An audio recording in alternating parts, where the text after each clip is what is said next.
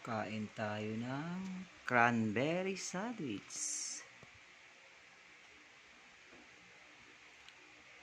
Cranberry sandwich. Kain tayo. Yahoo! So yummy!